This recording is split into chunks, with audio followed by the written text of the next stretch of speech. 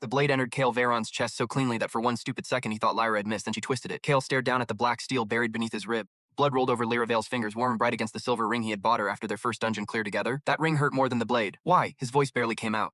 Lyra stood close enough that he could smell the perfume he had given her 3 nights ago. Her eyes were wet, but she was not crying for him. I'm sorry, Cale. Behind her, someone laughed. A slow clap echoed through the ruined throne chamber. That was beautiful. Darius Crow stepped over the corpse of an Abyss Knight and brushed dust from his white combat coat. The golden crest of the Zenith Guild gleamed above his heart. Doubles rank, national celebrity, the hunter every camera in the country loved. And the man Lyra had supposedly hated for years. Cale looked from Darius to Lyra, then he understood. Oh, Darius smiled. Oh yes. Cale tried to move, but his knees buckled. His body had already been destroyed before Lyra stabbed him. 3 shoulder desiccated, mana nearly empty. His legendary reward for carrying the expedition through 6 floors of hell was exactly what everyone had always promised an F-rank hunter. Nothing. Lyra caught him before he hit the floor. For an instant, it almost felt tender. Then she lowered him against the cracked stone like someone putting down a wounded dog. Cale stared at her. How long? Lyra looked away. Darius answered for her. Cale stopped breathing. Not because of the wound. 3 years he and Lyra had been together. 3 years meant every late mission briefing she claimed she had attended, every unexplained absence, every time she had defended Darius when Cale called him arrogant, every night she had kissed Cale and told him there was nobody else. 3 years. Darius crouched in front of him. You really never noticed? Cale said nothing. Darius' smile widened. Maybe the association ranked intelligence along with combat potential when they stamped that F on your license. Lyra flinched.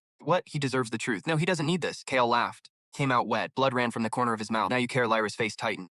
Past tense. Kaya. She finally looked at him. Something cold had replaced the woman he knew. I chose him. There it was. 5 years reduced to 3 words. Cale closed his eyes. He remembered their first dungeon. Lyra had been a frightened C-rank rookie with more talent than confidence. Cale had been the permanent joke of the raid team, an F-rank porter whose mana reading was so low that the association scanner had malfunctioned twice before accepting the result. Everyone else had mocked him.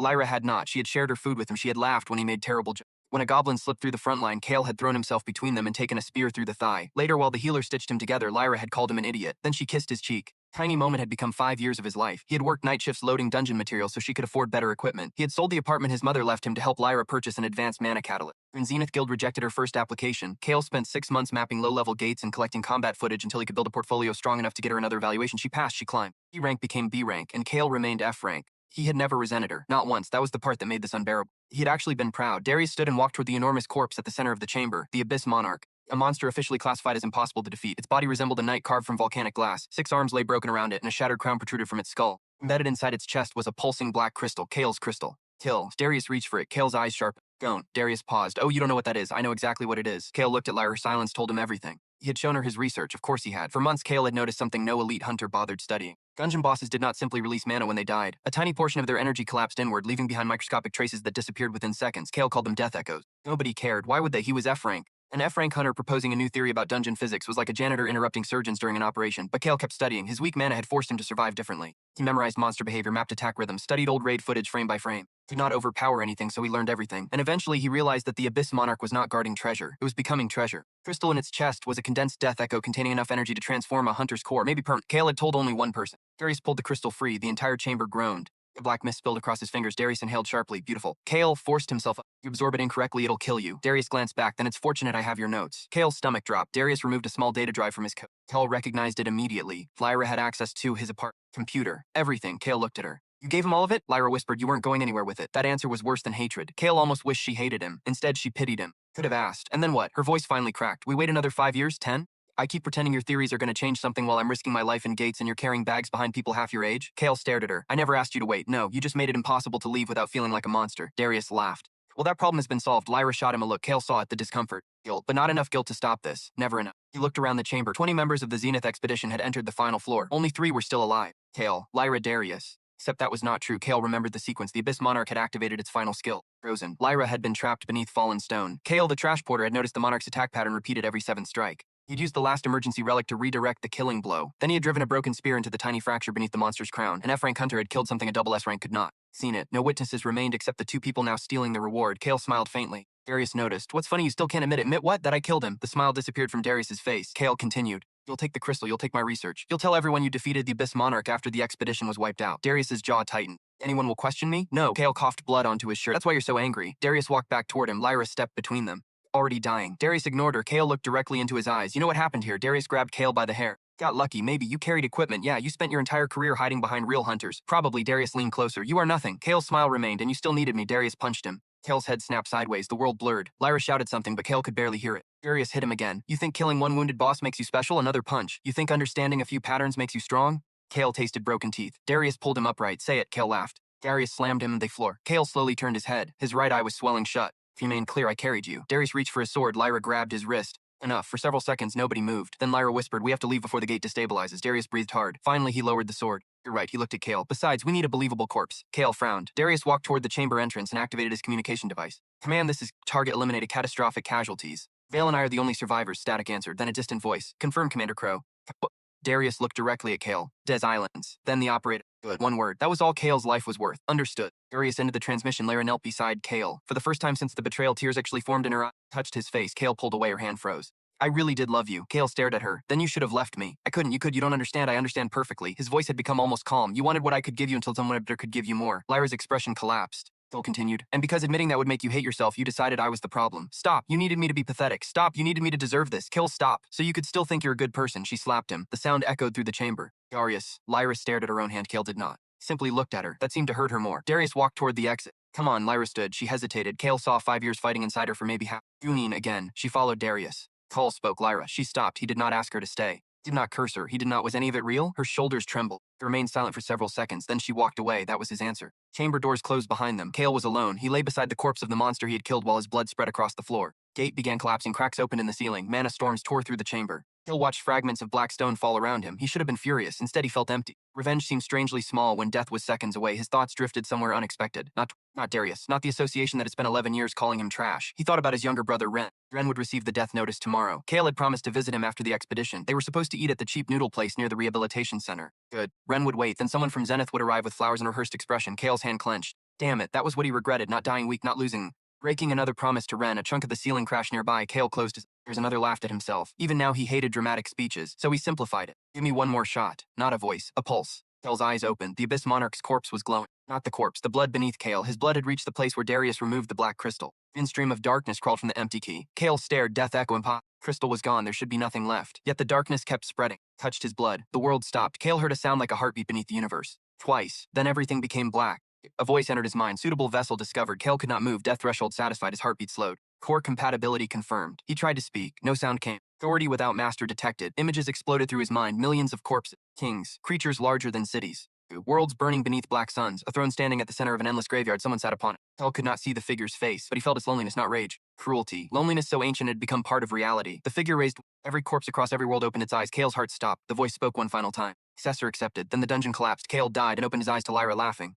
He froze. Warm sunlight touched his face. Music played somewhere near. A cup of coffee sat in front of him. Lyra was across the table, younger than she had been seconds ago. Her hair was shorter. She wore the red jacket she had lost years earlier. Kale could not breathe. Lyra smiled. "Even listening?" Kale stared at her. She waved a hand in front of his face. "Kale," he looked around. "Ubi?" He knew this place, the cracked clock above the counter. The Hunter recruitment poster beside the door, the old television showing date statistics. A headline rolled across the screen. Eastern District Dungeon Surge enters its 3rd week. Kale's blood turned cold. He remembered that headline. Everyone did. The Eastern District Surge had happened 7 years ago. He grabbed the newspaper from the neighboring table. Lyra blinked. Kale looked at the date. 7 years. He had gone back 7 years. Not a hallucination. His hands began shaking. Lyra leaned forward. "Kale, you're freaking me out." He looked at her. At this point in time, they had been together for only a year. She had not joined Zenith. Not met Darius. Or at least, according to what Kale once believed, she had not. The betrayal was still years away. Kasel's first motion should have been rage. Instead, something colder arrived. Opportunity. He remembered everything. Every major dungeon outbreak. Every market crash caused by gate failures. Every hunter who would rise. Every guild that would fall. Every relic discovered by accident. Every monster whose weakness cost thousands of lives to learn. And more importantly, he remembered the Abyss Monarch. Kale looked down at his chest. Fingers touched intact skin. Then a black window appeared in front of him. Only Kale reacted. Lyra kept talking. "Seriously, what happened?" Kale stared at the words floating.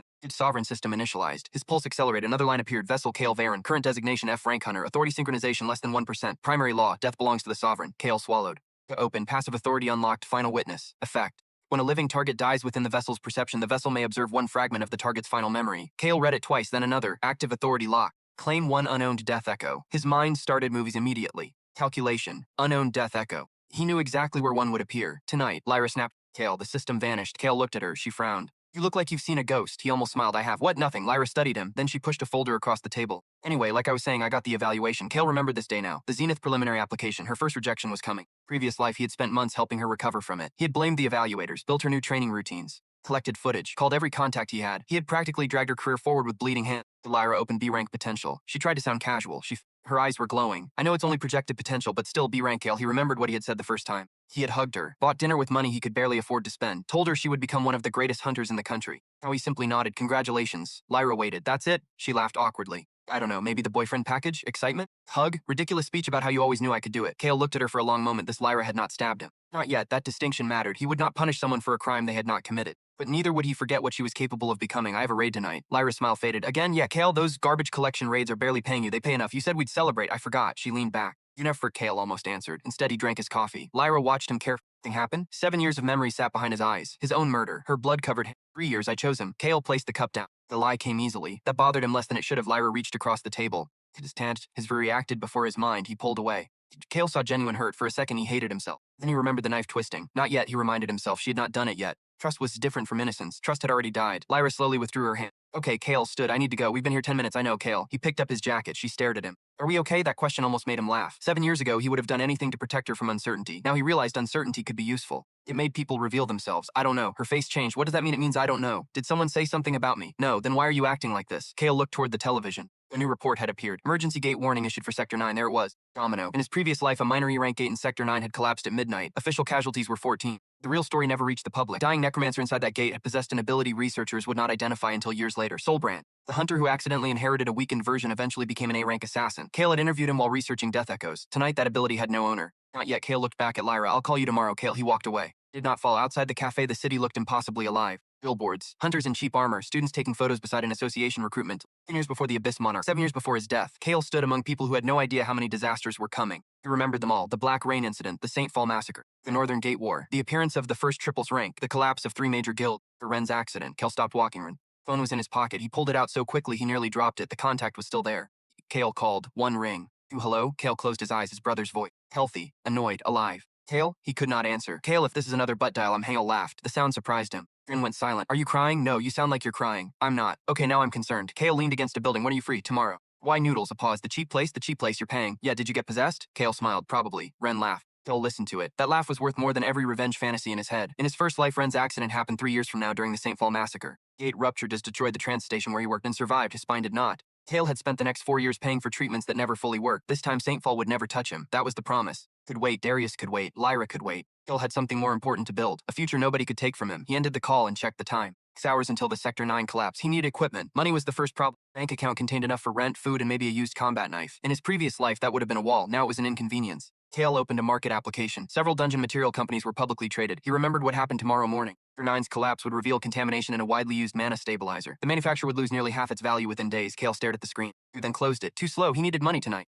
Another memory surfaced. A pawn shop 3 streets away. 7 years ago, Kale had bought a cracked bronze charm there because he liked the design. 2 years later, a researcher discovered it was a low-grade storage relic. Kale had sold it for enough money to cover 6 months of Ren's treatment. He started walking. The shop owner barely looked up when Kale entered. What do you want? Kale scanned the shelves. There. Bronze. Cracked center. Ugly chain. The owner glanced over. That junk 40. I'll give you 20, 35, 25, 30. Done. Kale paid. The owner smirked. Enjoy your cursed necklace. Kale stepped outside. He held the charm between 2 fingers. Nothing happened. Of course, the relic required mana. Current core was still F rank, but Kale remembered the activation sequence. 3. Pause. 2 pulses. Long pause. Pushed mana into the charm. Pain shot through his chest. Pathetic core protested immediately. Kale ignored it. 3. Pause. 2. Pause. And the bronze charm opened. Not physically. Face folded inside it. Kale smiled. Still works. He sold the relic less than an hour later to a licensed artifact dealer who nearly choked when the storage field activated. Dealer offered 4,000. Kale asked for 8. They settled at 6. Consent. Kale had armor, emergency potions, Mara short sword, forfeits mask. Cheap equipment. Enough. He arrived at Sector 9 before the association blockade. The gate floated beneath an abandoned parking structure. Blue light shimmered inside a concrete wall. Official classification E rank. The gate itself was E rank. Dying thing inside it was not. A raid team waited nearby. 500. Kale recognized none of them except one. Mara Quinn. Shield bearer. In his previous life, Mara died tonight. Kale stared at her. He was younger than he remembered from the casualty photo. She noticed him. Problem? No, you keep staring. Sorry. She looked at his equipment. Then at the F rank marker on his temporary raid badge, her eyebrows rose. You're entering? That's the plan. First time? No. Good. She tightened the strap on her shield. Because our healer didn't show and the team leader thinks potions are a personality trait. A man nearby shouted, I heard that. Mara shouted back, you were supposed to. Kale almost smiled. In his previous life, he had never met her. She had been a name in an old report. Standing 3 feet away, alive. The realization made his regression feel heavier. They're not fixed memories anymore. They were people the team leader approached. Veyron? Yeah. The man sighed. Stay behind us. Carry Sal. If something gets through, run. Kale nodded. Exactly what he wanted. Nobody needed to notice it. Yet they entered. The dungeon smelled like wet earth. Bioluminescent moss-covered stone tunnels. The first monsters were cavehounds. Weak. Predictable. Kale knew their attack pattern before they moved. The first lunged. Gal blocked. The swordsman killed it. Another came from the left. Kale stepped backward before anyone shouted. Its claws missed him by inches. The team leader glanced over. Kale said nothing. 3 more fights. Same result. He moved before attacks happened. Never enough to look impressive. Just enough to survive. Tim remained silent. Kale began wondering whether his memory was wrong. Then they reached the burial chamber. Tin went cold. Stop. The team leader turned. What? Kale stared at the thin line crossed the stone. Man, a wire. Nobody moved. The swordsman laughed. Porter thinks he's captain now. Kale pointed. Mara saw it. Trap. Everyone froze. The team leader crouched. How did you see that? Kale ignored him. The wire led toward a corpse. A human corpse. Black robes. Silver necromancer. He was already here. Kale remembered the official report incorrectly. The necromancer had not entered during the collapse. Caused it. The corpse moved. Everyone raised weapons. Necromancer lifted his head. His face was gray, half dead. But his eyes burned violet. Too late. The mana wire ignited. Kale shouted. Down. The chamber. Stone shattered. Mara's shield caught most of the blast. The team scattered. Kale rolled behind a pillar. His ears rang. When he looked up, the necromancer was standing. Energy leaked from his body. The team leader charged. Kill him. Kale's memory screamed. Wait, too late. The necromancer smiled. Come closer. Black hands erupted from the floor. They grabbed the team leader's leg. Screamed. The swordsman tried to cut him free. More hands appeared. Kale counted. 6, 9, 12 soul constructs. The necromancer was burning his own life to create them. Kara slammed through 2 with her shield. Fall back. Kale looked at the system. Nothing. The necromancer had to die within his perception. But if the original timeline repeated, Mara and the others died first. Kale could let that happen. Their deaths might even strengthen whatever ability waited inside him. The thought arrived coldly, efficiently. That was how Darius thought. People as resources. Stones. Kale drew his sword. Not this time. Mara, she looked at him. 3 steps right. What? Do it. Something in his voice made her obey. A black spike erupted where she had been standing. Her eyes widened. Kale pointed at the ceiling. What chain? Above him, Mara saw it. An ancient iron support chain ran through the cracked ceiling. She threw her shield. The edge struck the chain. It snapped. A section of stone collapsed onto the necromancer. Screamed. The soul constructs flickered. Kale ran. Spearsman shouted. Kale crossed the chamber. One construct lunged. He ducked. He stepped inside its reach. His body was weak. Timing was not. 7 years of watching stronger people fight had taught him something power could not buy. Most monsters telegraphed everything. Shoulder, hip, eyes. Mana flow, death itself had patterns. Kale slipped between them. The necromancer crawled from beneath the rubble. He looked up, saw an F-rank hunter approaching. Ooh. Kale raised the cheap sword. The necromancer extended one. Black energy gouged. Kane's direction hurled to the spell. The necromancer's smile vanished. He fired again. Kale moved before the spell. Miss again. Miss. Kale reached him. The necromancer tried to stand. Kale kicked his injured knee. Stone snapped. The man screamed. Kale placed the sword against his throat. Someone who already watched you die. The necromancer's eyes widened. Kale cut. The blade passed through flesh. Blood struck the stone. The necromancer fell. For half a second, nothing became silent. A black flame rose from the corpse. Nobody else reacted. Only Kale could see it. The flame floated toward him. Unknown death echo detected. Rare authority detected. Soul brand. Claim available. Kale's heart hammered. He reached toward the flame. The moment his fingers touched it, the necromancer's final memory entered his mind. He screamed. A symbol painted across a steel door.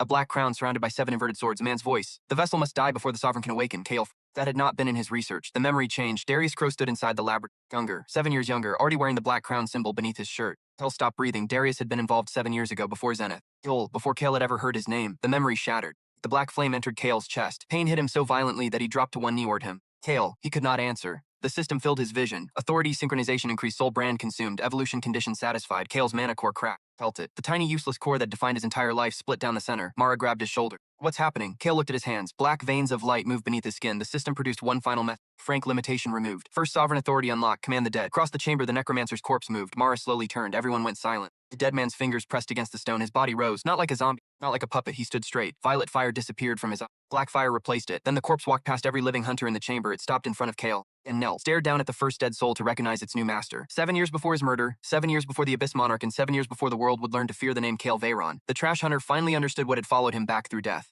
He had not returned with a second chance. He had returned with the throne. The corpse remained on one knee. Nobody moved. Kale could hear Mara breathing behind him. The swordsman had stopped halfway through raising his weapon. Team leader was still trapped beneath the remnants of the soul constructs, pale and shaking, but even he had gone silent. The dead necromancer lowered his head. A black mark burned across his forehead. The symbol from Kale's memory. Something simpler, a thin circle split by a vertical line. Understood it without knowing why. Ownership. The dead man belonged to him. Kara's voice came out carefully. Kale, he did not look away from the corpse. Yeah, why is the dead guy kneeling to you? Good question. System answered before Kale could. First, servant acquired. Death servant classification, corrupted necromancer. Original identity, Elias Thorne. Retained combat efficiency, 27%. Retained skill soul thread. Current servant capacity 1. Kale's eyes narrowed, 27%.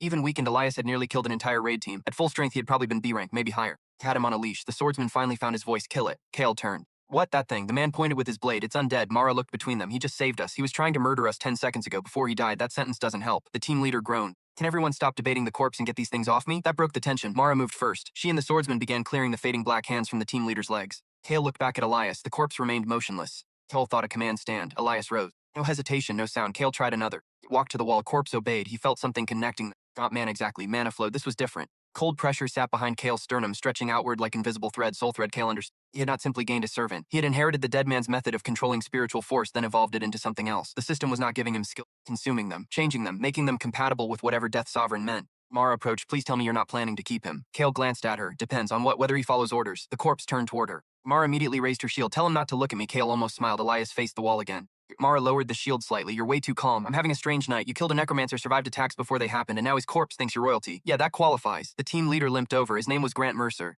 Hill remembered seeing it on the roster before entering. Grant looked at Elias, then back at Elias. His expression had gone from suspicion to calculink. Grant stared at him. I can read your badge, then why ask? Because F rank hunters don't do this. Kale said nothing. Grant stepped closer. Are you awakened? Everyone with a hunter license is awakened. You know what I mean? Kale did. Secondary awakening, rare, unpredictable. Experienced a Sega evolution under extreme conditions. An E rank could become C rank. A B rank might jump to documented fewer than 100 confirmed cases nationwide. Kale could use that explanation. For now. Grant exhaled. Then we report it. No, the answer came too quickly. Everyone looked at him. Kale softened his tone. Not yet. Grant frowned. Why? Kale looked at Elias. Because 7 years from now, Darius Crow murdered him to steal research connected to death echoes. Because a dying necromancer had remembered Darius standing inside a hidden laboratory tonight. Because someone had known about the Death Sovereign before Kale ever awakened it. Because if Darius already belonged to whatever organization used the Black Crown symbol, announcing Kale's ability to the association might put a target on Ren before sunrise. Kale could not say any of that. I don't know what happened to me. That part, I don't know whether it's stable. I don't know what triggered it. And I don't know whether this corpse is going to collapse in 5 minutes. Mara looked at Elias. That last option would be my preference. Grant rubbed his jaw. You realize the association will investigate this gate, then tell them the necromancer died in the collapse. The swordsman laughed. You want us to lie? Kale looked at him. You entered an E-rank gate without a healer. The man stopped laughing. Kale continued. Your team leader ignored an unidentified mana trap. Then everyone charged an enemy using unknown magic. Grant's expression darkened. Kale did not care. If the association hears the full story, they dismissed your team pending investigation. The swordsman opened his mouth, closed it. Mara looked amused. Grant stared at Kale for several seconds. You're blackmailing us? No. What would you call it? Mutual convenience. Mara coughed to hide a laugh. Grant looked at her. She shrugged. Point. Grant sighed. I hate tonight. Kale understood the feeling. A tremor moved through the dungeon. Dust fell from the ceiling. Kale looked toward the entrance cord. Gate instability. Grant nodded. You know. They began Kumi-loving Kale. Mara note. Coming in a minute. That wasn't a question. Kale looked at Elias. The servant stood beside the wall. He could not exactly walk an undead necromancer through an association checkpoint. Tim seemed to respond to the problem. Death servant storage available. Return servant to the quiet grave. Kale thought the words. Quiet grave. Dissolved. No flash. No dramatic explosion. Body simply broke into black dust and vanished. Mara stopped. Her mouth opened. Then closed. Then opened again. I officially don't want to know. Smart they left. Outside the gate, emergency crews rushed toward them. Medics grabbed Grant. Association officers asked questions. Kale stayed quiet. Mara did most of the talking. Unknown hostile inside the gate. Human. Identity. Didn't get one. Abilities. Necromancy. Traps. Maybe ritual magic. What happened to buried when the chamber collapsed? All technically defensible. Mostly. Kale watched her. She never looked at him. That earned respect. An association inspector scanned their mana signatures. When the device reached Kale, it beeped. The inspector frowned. And again. Another beep. Something wrong? Kale kept his voice flat. Inspector tapped the screen. Your file says F rank. It was accurate this morning. The inspector stared at him. Kale immediately regretted the wording. Meaning I nearly died in there. The inspector scanned him a third time. Device displayed unstable readings, not high. The man's expression shifted. Possible mana trauma. Kale nodded. That sounds bad. It can be. You should report to an association clinic within 24 hours. He would not. The inspector moved on. Kale left before anyone changed their mind. 3 blocks away, he entered an alley and opened the system. The messages appeared immediately. Death Sovereign System. Vessel Kale Varen. Current designation F rank hunter. True combat classification unresolved. Authority synchronization 1.4%. Available authority final witness. Available authority command the dead. Available inherited trait soul thread. Next sovereign authority locked. Inquirant acquire 5 death echoes of distinct origins. Kale read the final line twice. Distinct origins. Monster. Human. Maybe demon. Spirit. Drukton. The system wanted variety. That meant random killing would not help even if Kale had been willing to do it. Good. He had no intention of becoming a butcher just because his power involved death. A new notification appeared. Warning. Kale's expression changed. Regression divergence detected. Historic causality altered. Future certainty degradation initiated. There it was. Cost of foreknowledge. Every action changed something. Save Mara tonight, and perhaps she met someone tomorrow she had never met before. Kill Elias differently, and whoever controlled him might react sooner. Kale could remember the future, but he could not rely on it forever. He needed to use the advantage while it lasted. Tim continued. Estimated short-term predictive reliability high. Estimated long-term predictive reliability unstable. Kale dismissed the window. Fair. 10 years of knowledge was still obscene. He just had to spend it quickly. His phone vibrated. Dyra. He stared at her name. Didn't. Call came, then a message. Are you okay? Kale read it. Another arrived. You said you'd call tomorrow, but something feels wrong. Then another. Please just tell me you're safe. Kale looked at the screen for a long time. Version of Lyra had not betrayed him. He kept returning to that, not because he wanted her back. Feeling was gone. He could not unsee the future, but justice mattered to him. Punish people for acts they had not committed yet, then regression would make him worse, not better. He typed, I'm safe. Raid went bad. We'll talk later. Her reply came immediately. Thank Kale locked the phone. Walked home. His apartment looked smaller than he remembered. 1 bedroom. Bad plumbing, old furniture. But when he stepped inside, something hit him harder than expected. Jacket hung over the back of a chair. Kale stared. He remembered. It had stayed here 2 nights earlier after missing the last train. The jacket was cheap, gray. 1 torn sleeve were touched it. 3 years. Fall Massacre was 3 years away. No, not anymore. He would stop it. Became the center of everything. Not Darius. Got Lyra. And Zenith. Saintfall. Pulled out an old laptop and began creating files. Future incidents. Future monsters. Future hunters. Future economic shit. Anything that could matter. He did not trust his memory to remain perfect. Regression might affect his mind eventually.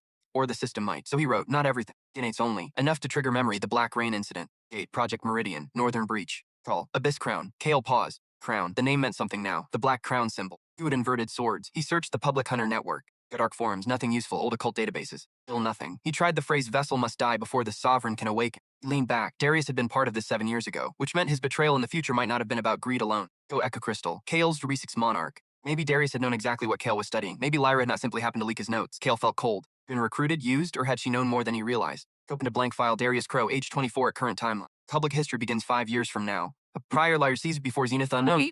Black crown symbol. Connection to Elias Thorn. Possible knowledge of Death Sovereign. Kale stopped typing. Elias. He could question the servant. Kale closed the curtains. Come out. Black dust gathered in the room, materialized beside the kitchen table. The corpse looked less damaged than before. The cut in his throat remained, but no blood moved. Eyes burned black. Kale stood opposite him. Elias's mouth open. Nothing, Kale frowned. Do you understand me? The servant nodded. Do you remember Darius Crow? Elias remained still. Then his head twitched. The black flames in his eyes flickered. Kale felt resistance through soul thread, not refusal. Damage. Memory integrity 12%. Show me. Kale touched Elias's forehead. The connection opened. Fragments. A corridor. Chains. Table covered in blood. A woman screaming. Elias kneeling before someone wearing a black. Your death is not an ending. Another fragment. Darius, much younger than Kale remembered. Standing beside a metal door. His eyes were different. Afraid. A man beside him spoke. The crow heir must survive the binding. Darius answered. My father said the ritual was finished. Your father misunderstands what was bound. Another fragment. A symbol. Black crown. 7 sword.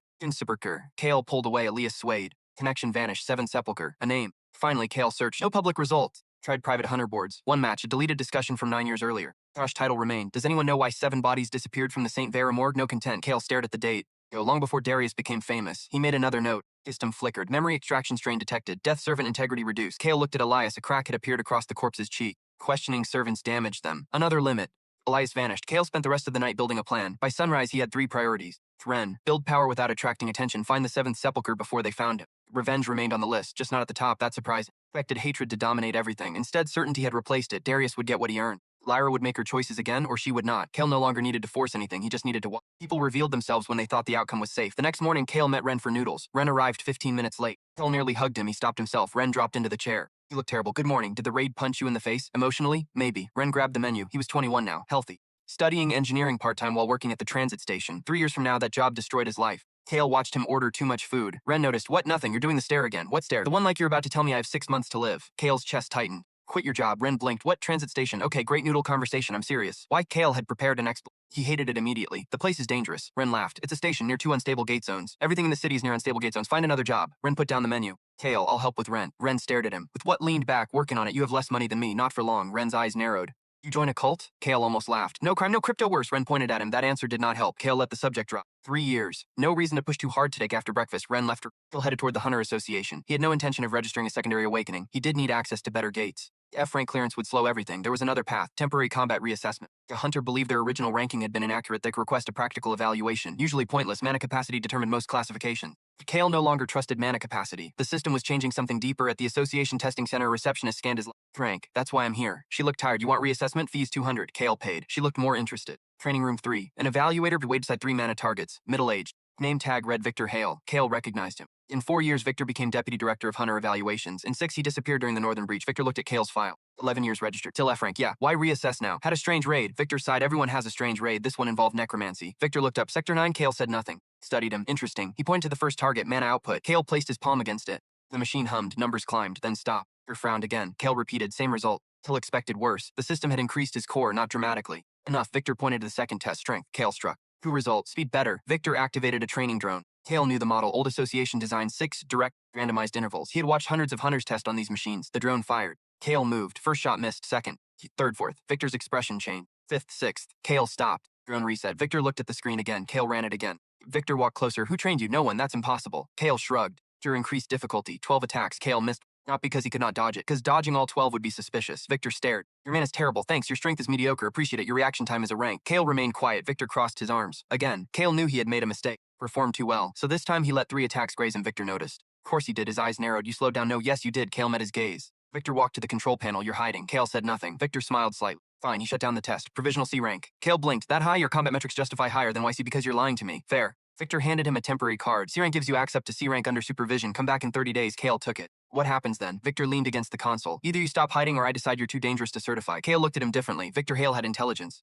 More than Kale remembered. Why help me? Because hunters with bad mana and good instincts survive. He paused. Because Sector 9 produced 4 statements last night. Kale's hand tightened around the card. Victor continued. 3 of them describe an F-rank porter predicting attacks. Kale kept his face blank. The 4th? Mara Quinn refused to give details. Interesting. Victor watched him. Whatever happened that gate, keep it legal. Kale turned toward the door. Oh, it's the plan. Victor spoke again. Varen. Kale stopped. People who hide strength usually have enemies. Kale looked back. Victor's expression had become serious. Make sure you're hiding from the right ones. Kale left. Outside, his phone buzzed. Unknown number. He opened the message. Nice performance. Kale stopped walking. Peered. Your reflexes improved. No signature. No threat. That made it worse. Kale looked around. Crowded hunters. Office workers. Anyone could be watching. A 3rd message. Do not return to Sector 9. Then a final line. Gay dead. Kale's face became cold. 7 sepulchre. Probably. They had noticed him already too fast. He deleted nothing. Eddie photographed the messages using a second device and backed them up offline. Then he changed direction. His original plan for the afternoon had been a relic auction. He needed information. There was one person who might have it. Mara Quinn. Called the number listed on the raid roster. She answered on the 4th ring. Who is this? Kale paused. Oh, another pause. Are you calling because the corpse escaped your basement? No, good. I need to ask you something. About Sector 9. Her voice changed. Where are you? They met at a diner near the Association District. Dara arrived in civilian clothes, but she still carried a collapsible shield case. Kale respected that. She sat across from him. You're about to tell me last night was normal for you. I'm leaving. It wasn't. Great. Kale showed her the message. She read it. Her expression hardened. Who knows your number? Too many people. Who knows what happened? Maybe the association, whoever sent Elias. Mara tapped the screen. The dead should stay dead. Yeah, that's not subtle. They didn't want subtle. Mara leaned back. You think someone was monitoring the gate. I think the necromancer belonged to an organization. How do you know? Kale considered lying, then chose part of the truth. A symbol. What symbol? Black crown, 7 swords. Mara went still. Kale noticed immediately. You've seen it. She looked toward the window. Mara, no, that wasn't convincing. She lowered her voice. My father had that symbol. Kale felt the entire conversation shift. Beefy Desup disappeared. Kale said nothing. Mara looked uncomfortable. He was a hunter. B rank. Mostly private security. 8 years ago, he started working to talk about Sila Quinn. Not from fame, from a casualty archive. Silas Quinn was officially listed as missing after an unregistered dungeon incident. No body recovered, Mara continued. I found a notebook after he vanished. Most of it was burned. That symbol was on the inside cover. Do you still have it? Maybe. Kale stared at her. Maybe. I buried it in storage and tried not to think about it for 8 years. Fair, she watched him. Why do you care? Kale leaned forward. Because whoever used that symbol sent the man who tried to kill us. Mara's eyes sharpened, and now they're watching you. Yeah, why? I don't know. That was mostly true. Studied him for several seconds. You're lying about something, probably. At least you're consistent. Kale looked at her. I need the notebook. Mara drummed her fingers on the table. No, Mara. You don't get to walk into my life, raise a corpse, mention my missing father, then ask for his notebook. Kale accepted that. What do you want? The truth. He almost laughed. Which part? The corpse. Kale leaned back. People moved around them. Waiters, customers. No obvious surveillance. Still too public. I awakened an ability. Not exactly. What exactly? I don't know yet. Mara stared. Your truth. Yes, terrifying. Agreed. She narrowed her eyes. Can you bring him back right now? Yes, don't. Wasn't planning to. Can he talk? No, remember things. Kale paused. Mara caught it. Can fragments. Her face changed. Did he know my father? I don't know. Mara went silent. Kale understood what she was thinking. Elias had information about Silas Quinn, then the dead could answer a question she had lived with for 8 years. That was leverage. He hated using it. But he needed the notebook. I can check. Mara's jaw tightened. In exchange, she looked angry. You're then tired. You're kind of an asshole. I've had a rough week. It's Tuesday. Exactly. That almost made her smile. Almost. Good. Come on. Mara's storage unit sat under an old apartment complex. Dust everywhere. Boxes stacked to the ceiling. She dug through 3 containers before finding a metal lockbox. The hinges were rusted. See LAFOD licenses, a broken watch, and a black notebook. Mara touched it, but did not hand it man. Kale waited. He wasn't evil either. I didn't ask. I'm telling you because if this notebook says something ugly, I don't want you pretending you found a saint. Kale understood. I won't. She handed it over. Most pages were damaged. Some burned, some written in code. Kale flipped carefully. Gate coordinates, payment records, names. Code unfamiliar. Then he saw one phrase. 7. Mara saw his reaction. You know that. Yeah, from where? The necromancer. Her eyes widened. Kale kept reading. Page contained 7 Dame Silas Quinn, Elias Thorne, Helena Soar, Darius Crow. 2 others were burned away. Kale stopped. Again, Mara leaned closer. Who is he? Kale pointed. Crow. Should I know him? Not yet, she frowned. What does that mean? Kale looked at the date. 8 years ago. Darius would have been 16, too young for normal hunter work, but the memory had called him the Crow heir. The organization was older than his career, possibly older than him. Mara read another. Good candidates. Kale followed. Beneath the names was a phrase. Only one vessel may inherit the crown. Kale's pulse slowed. Vessel. Same word the system used for. Continued reading. Crown. Kale did not answer. Page near the end held a crude diagram. 7 circles surrounding one central throne. Each outer circle carried a label. War, hunger, silence, rot, shadow, giddy, death. Kale stared at the last word. A handwritten note ran beneath it. The death seat remains empty. Crow claimed succession failed. Kale felt cold. The system inside him pulsed, not pressure moved through his chest. A new message appeared. Foreign sovereign terminology detected. Archive fragment recognized. Sepulcher classified as hostile succession cult. Kale's eyes widened. Tim knew them. Another line appeared. Historic objective artificial sovereign creation. Historic outcome repeated failure. Current threat status unknown. Mara waved a hand. Kale. He blinked. Yeah, you disappeared for a second. Thinking. Try thinking out loud. Kale looked at the notebook. Artificial sovereign creation. The vessel must die before the sovereign can awaken. They had been trying to manufacture what happened naturally to Kale. Maybe Darius was one of their experiments. Maybe the Abyss Monarch crystal was supposed to complete him. Then Kale's existence ruined everything. Mara turned the page. Photograph fell out. Kale picked it up. 7 people stood inside a stone chamber. Silas Quinn, Elias Thorne, 3 strangers. Teenage Darius. And Amanka recognized Igneous immediately. From every modern hunter history documentary, Lucian Crow, founder of Crow Industries. In Kale's previous timeline, Lucian's death had been ruled a private plane accident. Kale flipped the photograph. One sentence was written on the back. The first death belongs to the father. Mara read it. What the hell does that mean? Kale did not know. Then Elias moved inside the quiet grave. Kale felt it through soul thread. Patient, violent, immediate. He looked toward the empty corner. Mara noticed. What? Elias reacted to the photo? Maybe bring him out. Kale hesitated. Sure, no, do it. He summoned Elias. Black dust form. Appeared. Mara stepped backward despite herself. Elias saw the photograph. Entire body seized. The black flames in his eyes flared. Kale felt a memory breaking loose without being pulled. He reached toward the photograph, then spoke. One word. Dead throat should not have worked, but sound came anyway. Father. Mara went pale. Kale stared. Whose father? Elias lifted one shaking finger. He pointed at Lucian Crow. Ghostly. Then at Kale's chest tightened. Elias forced another word through the ruined throat. Chosen. The system exploded across Kale's vision. Death servant memory breach detected. Critical archive recovered. An image struck him. Crow kneeling beside a black altar. Teenage Darius screaming inside a ritual circle. Elias holding him down. Silas Quinn turning away. Lucian speaking. My son will not die for a throne, a masked figure answered. Then he will never inherit it. Lucian looked at Darius, then smiled. He doesn't need to. The second figure lay inside another chamber, unconscious.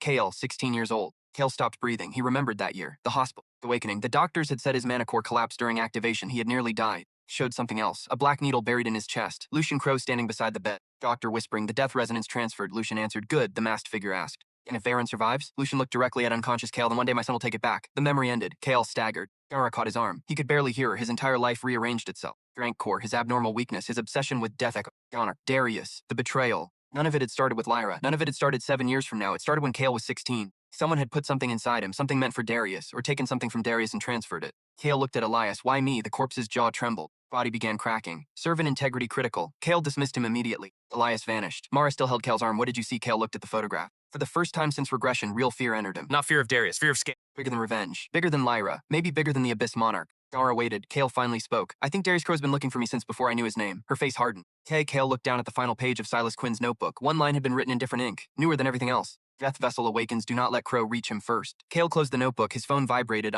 Another message. This one contained no words, only a photograph. Walking toward the transit station, taken minutes ago. Kale's blood went cold. A second message arrived. We need to talk. Then, Crow Tower, top floor, midnight. Gar read over his shoulder. Who's Ren? Kale was already moving. My brother. She grabbed the notebook. Then we're going to him. No, what? You stay here. The hell I do. Kale turned. The calm had vanished from his face. Whoever sent that knows where he works. They know my number. They know enough about Sector 9 to understand what happened. Exactly why you need help. I need you to protect the notebook. Mara stared at him. Kale continued. If I don't come back, take it to Victor Hale. The evaluator? You know him? No. Good. He'll know what to do. You sound like you're planning to die. Kale's expression went still. I already did that once. Mara frowned. Kale shook his head. Nothing. He left. On the street, the system opened. Hostile intent detected. Emotional instability elevate warning. Sovereign authority responds to lethal. Kale kept walking. A second message. Command the dead amplification available. Cost, vessel lifespan. He stopped. There was the price. Real power. Real cost. Sim had one. Kale stared at the words. How much lifespan? No answer, of course. He dismissed the window. He would not spend years blindly. Not unless Ren was already in danger. First he called. Ren answered. Hey, Kale's shoulders loosened slightly. Where are you? Work, leave, pause. What? Leave right now, Kale. Ren. Something in his voice changed the response. Okay, don't take the main exit. What is happening? Use the west maintenance corridor. Go to the tram platform. Get on the first line heading north. Why? Cause I'm asking. Then. Okay. Kale kept walking. Stay on the phone. He heard Ren move. Doors, footsteps. Voices in the distance. Then said, I'm at the corridor. Anyone behind you? No, keep going. Kale hailed a cab. Where are you? Ren asked. Coming to you. You sound insane, probably. Ren reached the tram platform. Kale heard the announcement. Train's here. Get on. Done. Stay northbound for 5 stops. Get off at Central Medical. The hospital. Yeah, why security? What kind of trouble are you in? Kale looked out the cab window. Crow Tower rose in the distance. Tall. Black glass. A building Darius would not publicly own for another 5 years, yet it already existed. Different company name, different registry, same tower. Kale finally answered. The kind that started before either of us knew it existed. Ren swore softly. That's extremely unhelpful. I know. Should I call the police? Kale hesitated. Not yet. Then who? Kale thought of Victor. Mara Quinn is going to meet you. I don't know Mara Quinn. You will. Is she dangerous? Only if you annoy her. So yes. Kale almost smiled. Yeah, he ended the call after Mara confirmed she was moving. Then he looked at Crow Tower. Midnight was hours away. The invitation wanted him afraid. Wanted him waiting, wanted him to spend all day imagining what could happen to Ren. Kale had no intention of playing by their schedule. Paid the driver and got out. The lobby was quiet. Private security. Go Association insignia. Kale walked, raised one hand. Kale, Bayron, the guard froze. Tiny reaction, enough. Then he pressed something beneath the desk. You're early. Kale looked at him. So they expected me. The guard's hand moved toward his jacket. Kale grabbed his wrist, fast, soul thread activated. The man's face changed, not pain, terror. Kale felt something inside him. A mark, spirit. Garin, open, deathbound contract detected. Kale's eyes narrowed. Who owns your soul? The guard stared. What? Wrong answer. Kale tightened his grip. The mark pulsed. A black crown appeared beneath the man's skin. There it was, 7 sepulchre. The guard tried to draw a weapon. Kale twisted his wrist and drove him into the desk. The second guard charged. Kale stepped aside. Elbow, knee. Man fell. Weak combatants, probably unawake. Kale touched the first guard's forehead. Final witness did nothing. Living target. Soul thread reacted. He could feel the contract. A chain leading upward. Kale followed it with his senses. Top floor. He released the guard. Elevator. The man spat blood. Go to hell. Kale looked at the elevator. Then at the security camera. I've been there. He walked past them. The elevator required biometric access. Kale put Elias' stolen soul thread to work. The deathbound contract inside the unconscious guard still connected to the building. Kale touched the panel. And the system resisted. Then the elevator opened. Interesting. Top sepulchre used soul authentication. That meant Kale could exploit it. He stepped inside. Top floor. The doors closed. As the elevator climbed, Kale summoned. The corpse appeared beside him. Can you fight? Elias nodded. Kale checked his servant status. Combat deficiency 24%. Dropped after memory extraction. Still useful. Doors opened. A long hallway waited. No guard. No cameras visible. At the end stood a black door marked with the crown and 7 swords. Kale walked.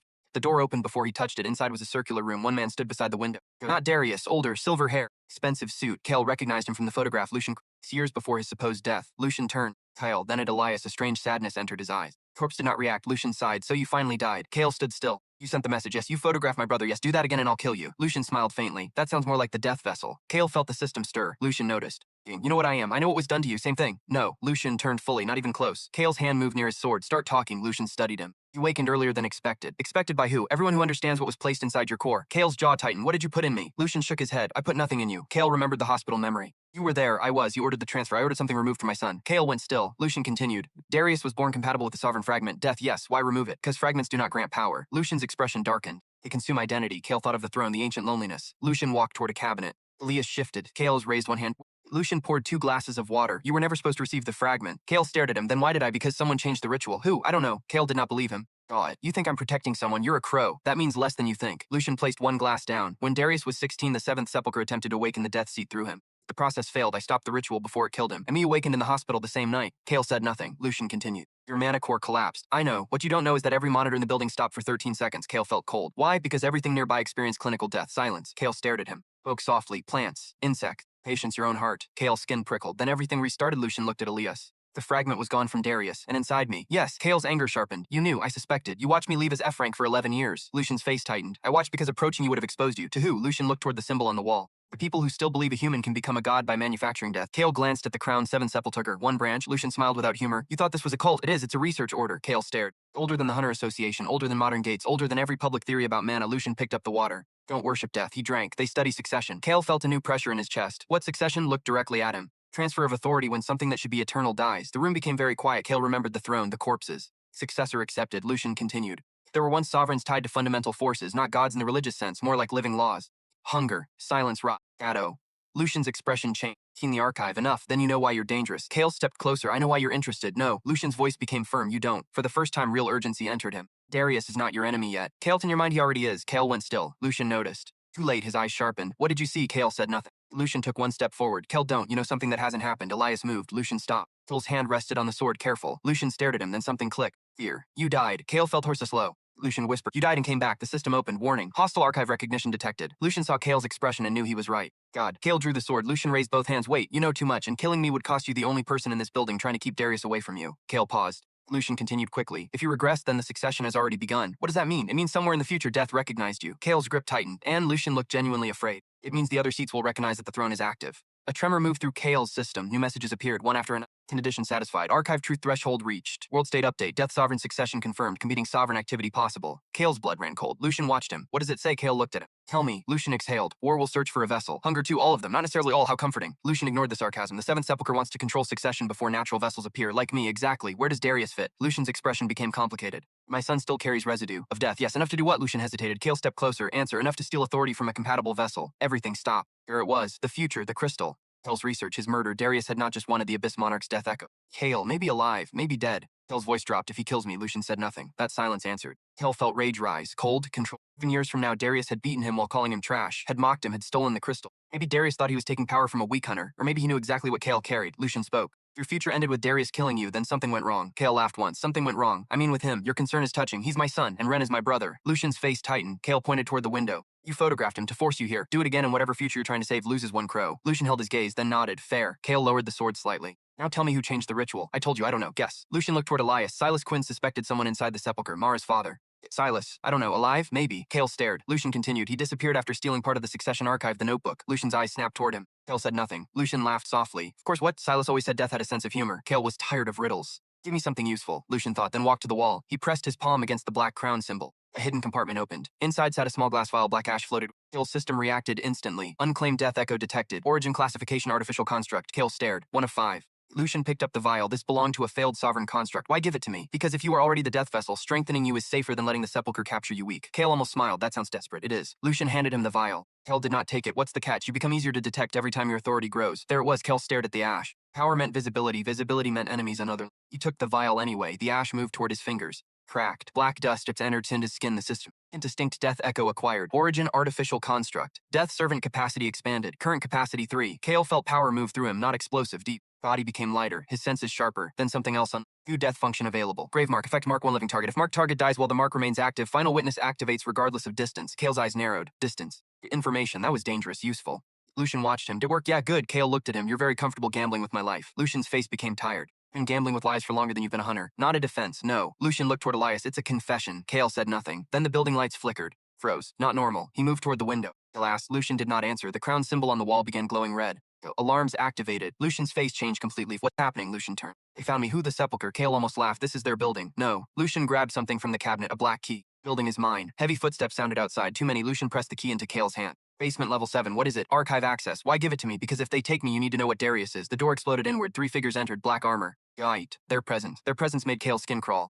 Open. Warning. Death classification. Incomplete human. The first masked figure looked at Kale, then bowed. Kale, at last. Kale's expression hardened. Spread both. Welcome back, Sovereign, Lucian whispered. Run. The masked man laughed. No. His mask turned toward Lucian. The father has delayed succession long enough. Then he looked at Kale again. And the son has waited 7 years to reclaim what was stolen. Kale's eyes narrowed. Darius is here. The elevator behind the masked figures opened. A young man stepped out, dark hair, coat, 7 years younger. Buck recognized that smile immediately. Crow looked across the room at Kale. For the first time in this lifetime, they saw each other. Darius' smile faded. Eyes locked onto Kale's chest. Not his... The place where the Death Sovereign system lived. Then Darius whispered, "There you are." Kale slowly drew his sword. The version of Darius who had murdered him 7 years in the future had not met him yet, but the hunger in his eyes was already exactly the same. Darius took one step into the room. Kale's body remembered dying. His chest tightened where the blade had entered 7 years in the future. His jaw remembered Darius's fist. Ears remembered that smug voice calling him trash while Lyra stood nearby with Kale's blood on her hands. But this Darius had done none of that yet. That mattered. Kale hated that it mattered. Darius looked barely older than Ren. No Zaynith. No legendary equipment, no double S rank aura crushing everyone around him, just a young hunter in a white coat.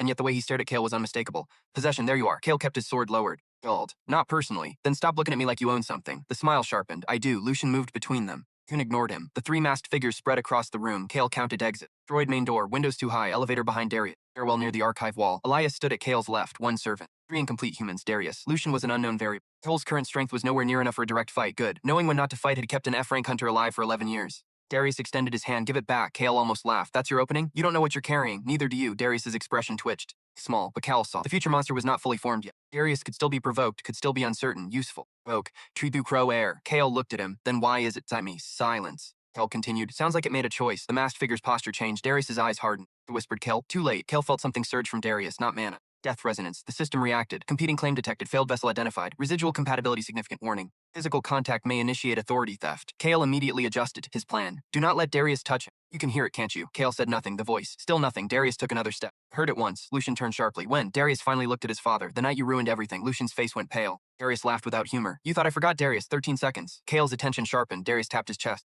My heart stopped for 13 seconds. Same duration as Kale's awakening. Darius continued. And while I was dead, something looked at me. His smile disappeared. Something so old I couldn't understand what I was seeing. Kale knew exactly what he meant. The throne. The graveyard.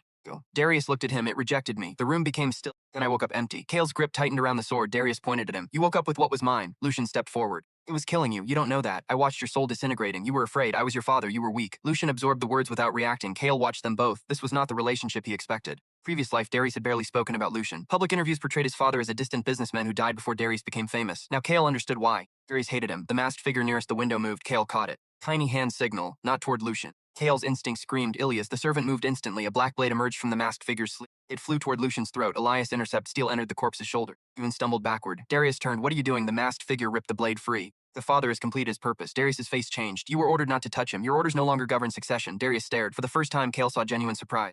Darius was not controlling these people, not fully. The masked figure lunged at Lucian. Kale moved, not because he cared whether Lucian lived, because Lucian had information. Kale threw his sword. The blade struck the attacker's side. Not enough to penetrate armor, enough to change trajectory. The masked figure hit the wall. Kale shouted, stairwell! The third figure intercepted, grabbed him. Moved, the masked figure turned. Release me. Darius's hand tightened. Like energy erupted from the man's body. Darius was thrown across the room. Kale's eyes widened. Powerful. At least B-rank combat output, maybe. Kale called Elias back. Cover. The corpse moved between Kale and the masked figures. Lucian reached the stairwell. Pressed his palm against a panel. The door opened. Kale ran. Ghost figure pursued. Elias attacked. Soul thread wrapped around the man's ankle. Stumbled. Kale reached the stairwell. Darius... Their eyes met across the room. For 1 second, Kale saw the future again. Darius standing over him. Blood, Lyra, the black crystals. Image vanished. This Darius shouted, don't take him, not kill him. Take him. The masked figures ignored the order. Kale entered the stairwell. Lucian slammed the door. Locks engaged. Move, they descended. Kale looked at him. You built escape routes. I built the tower. You also filled it with cultists. I didn't invite them. Great security. Lucian gave him a look. Is sarcasm your response to everything, mostly betrayal? Lucian stopped for half a second. Kale kept moving. What? Nothing. They reached another landing. Lucian entered a code.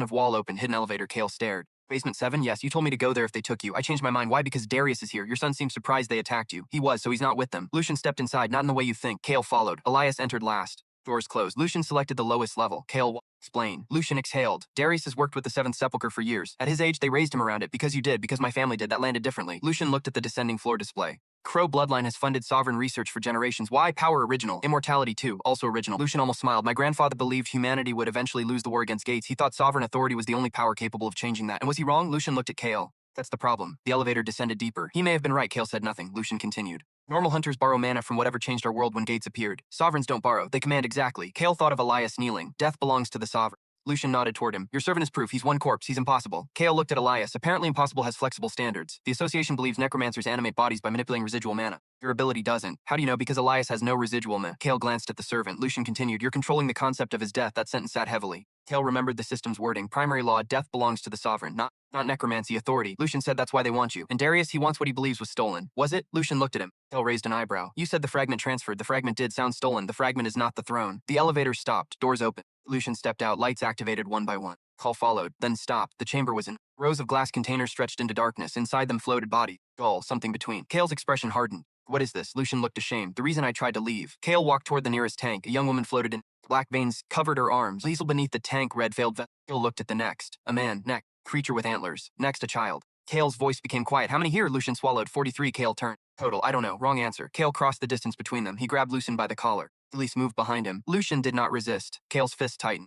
Lucian whispered maybe thousands across the branches. Kale wanted to hit him. More than that, the system responded. Grave mark available. Kale felt the ability waiting. One thought. He died anywhere Kale would see his final messery. He activated it. Lucian flinched. Tiny black symbol appeared beneath his collarbone, invisible to normal sight. Lucian touched the spot. What did you do, insurance? He released. Lucian rubbed his throat. You marked me. So you do know. I know enough. Then know this. If I find out you used any of these people, you're dead. Lucian looked around the chamber. Kale stopped. No excuse. No denial. Continued. I helped build this laboratory. Kale stared. I approved early trials. Children? No. That's your defense? No. Lucian's voice cracked for the first time. The line I told myself mattered. Kale felt disgust. Lucian looked at the tanks. Then I watched adults become things that begged us to kill them. He walked toward a console. When Darius was selected, I finally understood what I had helped create, as it was your son. Yes, Kale appreciated the admission more than he wanted to. Hypocrisy admitted was still hypocrisy, but at least Lucian knew. The lab, I didn't. He activated the console. Red warnings appeared. This facility has been dormant for 6 years. Kale Then why are the tanks active? Lucian's face changed. They shouldn't be. A tank nearby beeped, then another. Kale stepped back. What did you do? Nothing. Lucian typed command. No response. The system appeared. Multiple death thresholds approaching. Kale stared at the tank. Go. Heart monitors began slowing. Lucian slammed his hand against the console. They're killing them remotely. Who? The sepulcher? Kale understood instantly. Death echoes. They were creating them. For him? The first monitor flatlined. Kale's system screamed. Unclaimed death echo detected. Then another. And multiple origins detected. Acquisition possible. Kale looked at the dying bodies. Power flooded the room. Black lights invisible to Lucian rose from the tanks. Dozens of death echoes. Enough to satisfy his next requirement. Maybe far more. The system still felt it. An almost physical hunger. One step forward and he could claim everything. Servant capacity might explode. His authority could evolve. He could become strong enough to fight the people upstairs. Go seer. Another monitor flatlined. Then another. June shouted, help me shut it down. Kale stared at the echoes. This was the trap, not a physical one. Voice. Take the dead or save the living. The system did not command him. It simply waited. Kale remembered Darius. People as resources. He remembered Lyra. You weren't going anywhere with it. He remembered his own thought inside Sector 9. He could let Mara die and gain power. Kale turned away from the echoes. How do we stop it? Lucian looked at him. The main life sword is isolated behind that door. Open it. Kale looked at Elias. Can Soul Thread bypass it? Not that system. Kale approached the door. Soul authentication. Same architecture as upstairs. He placed his palm against it. Then he felt the deathbound contracts throughout the building. Threads, hundreds. Good Sepulchre had woven spiritual commands into its infrastructure. Kale closed his eyes. Soul Thread. Not enough. He needed more. The system responded. Terrain amplification available. Cost vessel lifespan again. Kale clenched his jaw. Define cost. For once, the system answered. Current amplification requirement. Approximately 11 days. Kale almost laughed. He had died once already. 11 days to save dozens of people was cheap. Do it. Pain exploded through him. Kale dropped to one knee. Lucian grabbed him. What happened? Black line spread at Kale's hand. Soul Thread expanded. He suddenly felt every contract in the tower, every spiritual lock, every incomplete human upstairs. Every corpse hidden in the walls. Every dead experiment beneath the floor. Thousands of threads. Kale touched the panel. Open. The command was not spoken loudly. It did not need to be. Building obeyed. Every lock in the chamber released at once. Lucian Kale pushed through the door. Life support controls. He found the manual override. Gun followed. Kale pulled it. Emergency systems activated. Stabilized. Not all. 7 people had already died. 16 remained alive. Kale leaned against the wall. 11 days gone. Felt no different. That almost made it worse. The cost was invisible. To abuse. Lucian looked at him. You sacrificed something. Kale ignored him.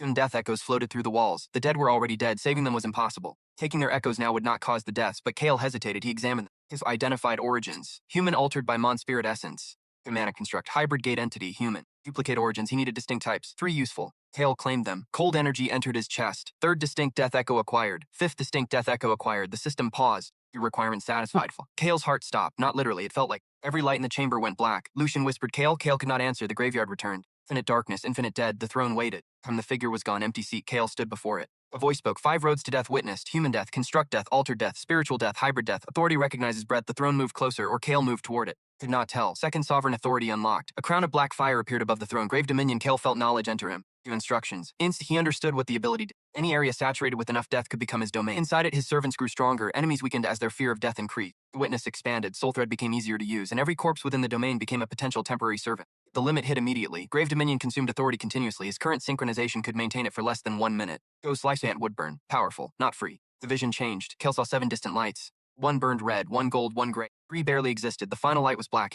The red light moved toward him. A new warning appeared. Competing sovereign resonance detected. Seed affinity war, distance unknown. Kale opened his eyes. He was back in the laboratory. Lucian stood several feet away. Changed. Kale looked at his hands. Nothing visible. What do you mean? Lucian swallowed. For a second, every dead thing in this room looked at you. Kale turned. The 7 dead experiments remained inside their tanks, eyes closed. Lucian shook his head. Maybe I imagined it. You didn't. An explosion shook the ceiling. Darius. Kale checked the system. Elias's combat efficiency had risen. 31%. Grave Dominion's passive residue already affected him. Lucian grabbed the black key. We need to move, no. Kale looked upward. They came for me. Exactly, so running only moves the fight. You're not strong enough. Kale smiled faintly. I know, Lucian stared. Why are you former white? Because they don't. Kale walked back into the tank chamber. 7 corpses. He raised one hand. Graven in the world changed. Black mist spread across the floor. Lucian backed away. The lights dim. Kale felt every death in the room, not just 7.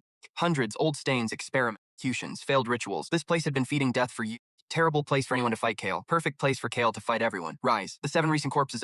Lucian whispered something Kale did not hear. The tanks cracked. Glass exploded outward. 7 bodies stepped free. Temporary servants. Kale acquired. The system displayed a timer. Less than 1 minute. Kale looked toward the elevator. Let's make them spend it. The doors opened. 2 masked figures entered. Stopped. Kale stood at the center of 8 dead servants. Lucian behind him. Black mist around his feet. The first masked figure whispered, impossible. Kale recognized the voice. The one who had welcomed him upstairs. Kale drew a spare blade from Lee's belt. You people keep using that word. The masked figure attacked. Fast, much faster than Kale. But inside Grave Dominion, Kale felt the killing intent before the body moved. Shifted, the blade past his cheek. Elias struck from the side. Figure blocked. 2 temporary servants gripped arms. He released a burst of mana. Flew. Kale was already inside his guard. He cut across the man's arm, stopped most of it. Not all blood appeared. Kale touched the wound. Grave mark. The masked figure recoiled. Through insurance. The second attacker rushed Lucian. 3 corpses intercepted. The room became chaos. Kale did not overpower anyone. He orchestrated. Parry servant right. Soul thread around the ankle. Step back. Withdraw. Every movement had purpose. The masked hunters were stronger individually. Kale made strength irrelevant. The first attacker destroyed 1 temporary servant. The body collapsed. Kale immediately felt the domain absorb the fresh death residue. Timer extend. 3 seconds. Interesting. Death sustained the grave. Dangerous mechanic. The second masked hunter smashed another servant through a tank. Another death. More time. Kale understood. Inside a battlefield, his domain could potentially sustain itself as long as things kept dying. No wonder Death Sovereign sounded terrifying. The first masked figure charged. Kale deliberately retreated toward Elias. The attacker saw the trap and changed direction. Kale changed too. Soul thread tightened around the blood on the man's armor. The grave mark responded. Kale pulled, not the body, the man's sense of balance. For half a second, his soul moved before his muscles. Enough. Elias drove a black blade through his back. He gasped. Kale caught him before he fell. Who changed the ritual? The man laughed. Blood filled his mask. You think Crow is the beginning? Name the throne has no answer. Kale twisted the blade. The man coughed. 5th door's already open. What 7th door? The masked hunter's body relaxed. Ask your lover. Kale froze Lyra. The man died. Final witness activated. A memory struck. Standing inside her, not future Lyra, current Lyra. The same jacket from the cafe. She stood before a masked woman. Kale's heart stopped. The masked woman placed a black coin into Lyra's hand. Stay, Lyra uncertain. For how long? Until he awakens. The memory shattered. Kale staggered. His assumption had been wrong. This Lyra had not betrayed him yet, but she was already involved. Maybe not willingly, maybe not knowingly, but involved. Kale's rage did not come. Something clear. The masked hunter's death released another echo. Kale ignored it. The second attacker saw his partner fall. Tried to escape. Take him alive. The servants moved. Elias blocked the elevator. Temporary corpses attacked from both sides. The man fought brutally. 1 servant lost. Skull crushed. The domain timer kept renewing. Kale closed in. The attacker drew a small crystal. Lucian shouted, stop him. Kale recognized a suicide relic. He threw soul thread. Too late. The masked figure smiled. For the succession, the crystal shattered. Kale activated Grave Dominion fully. Black mist surged, then slowed. Not time. Death. Kale felt the lethal force moving through the room as if it were something tangible. He could not stop the explosion, but he could command the dead between it and the living. Every temporary servant threw itself forward. Elias covered Kale. Courses absorbed the blast. Fire tore through them. Kale hit the floor. Silence followed. The domain vanished. All temporary servants collapsed. Yumi-san remained standing, barely. Combat efficiency. He'd emerged from behind a tank, blood on his forehead, alive. Toward the attacker. Nothing recognizable remained. No final witness. Too much destruction, Lucian coughed. Still think you can handle everyone upstairs? No, good. Kale stood. Now I know how much I need. Lucian stared at him. You are disturbingly practical. Kept me alive. The elevator dinged. Both turned. Figure stood alone inside, no mask, no weapon drawn. Looked at the destroyed chamber, then at Kale, then at the dead masked hunter. What happened? Kale laughed softly. Your friends. They aren't my friends. They think you're their heir. They think everyone is a tool. Kale looked at him. Something we have in common. Darius's eyes narrowed. What is that supposed to mean? Nothing yet. Darius stepped out. Lucian moved forward. Stop. Darius ignored him. He looked at Kale. They'll keep coming. Probably. You need me. Kale almost admired the confidence. For what? Darius opened his coat. A black scar ran from his collarbone toward his chest. Same shape as Kale's system arc, because I can feel who the other vessels. Kale's expression remained still. Darius continued. One awakened 3 months ago. War. Darius's eyes widened. You know, more than you think. Then you know what's coming. Enlighten me. Darius looked at Lucian. Father said nothing. Darius turned back. The war vessel isn't hiding. Where? East, that's vague, because the Sepulchre lost the team tracking him. Dead, all of them. Kale considered that. Darius stepped closer. I don't care whether you hate me. Kale almost laughed at the absurdity. Darius had no idea. Good. I want death back. There it was, but I don't need to kill you for it. Kale's eyes hardened. Darius continued. The fragment can be divided. Lucian spoke. No. Darius looked at him. You don't know that. I know what division did to the last vessel. That was artificial, and this isn't. Darius pointed at Kale. You shouldn't have it. Kale's voice became cold. I'm standing right here. Darius looked at him. Then make a choice. No, you haven't heard it. I don't need to. Darius smiled faintly. You really are different. From what? Darius hesitated. Kale caught it. From what? Darius's smile disappeared. I've dreamed about you. Kale went still. Lucian whispered Darius. For years, Kale stared. Darius touched the scar. Drone. The room became silent. A man standing in front of it. Kale's pulse slowed. Darius continued.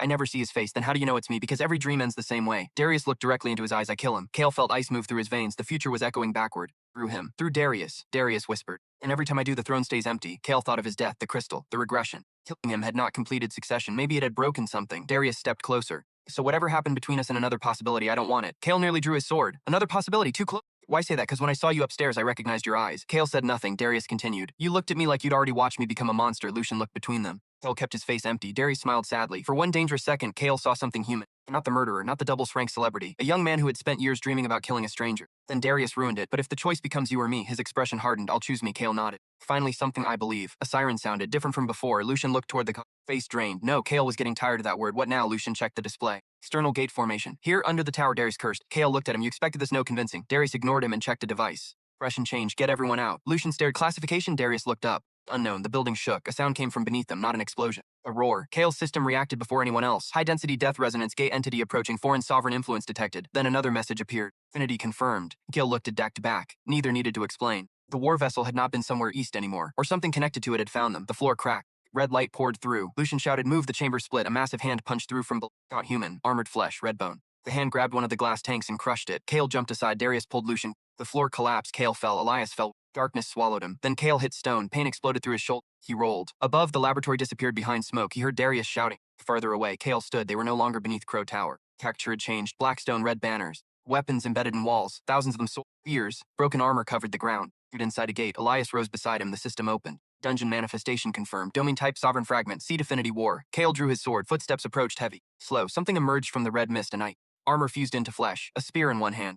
Only a burning red slit beneath the helmet. The system identified it. Go-bound Vanguard classification rank. Kale almost laughed. He was provisionally C rank. Elias was damaged. Grave Dominion had just been exhausted. The knight lowered its spear. Then another appeared behind it. Another. 5, 10, 20. Kale stopped counting. A voice rolled across the battlefield. Not from the knights, from everywhere. Death. Kale felt the word inside his bones. The red mist parted. Far in the distance, a figure sat upon a throne made of weapons. Too far to... but its eyes burned red. Or something wearing its authority. Death has returned. Kale's system flickered. Competing sovereign contact established. Survival probability critically low. Kale stared at the army between him and the distant throne. Then he felt something. Beneath the battlefield. Not dozens. Not hundreds. Old deaths. Ancient deaths. The entire domain was a graveyard disguised as a monument to war. Kale slowly smiled. The system gave him a critically low survival probability because it was measuring Kale. It had forgotten to measure the dead. He raised one hand. Black mist curled around his fingers. Every warbound vanguard stopped. The distant red eyes narrowed. Kale's voice remained quiet. Your battlefield. The ground began trembling. Black hands pushed through beneath the weapons. 1, 10, hundreds, thousands. Kale looked toward the throne. My graveyard. For the first time since his regression, another sovereign stopped underestimating him. The battlefield answered Kale. It was sound with corpses. The first dead hand broke through beneath a rusted spear.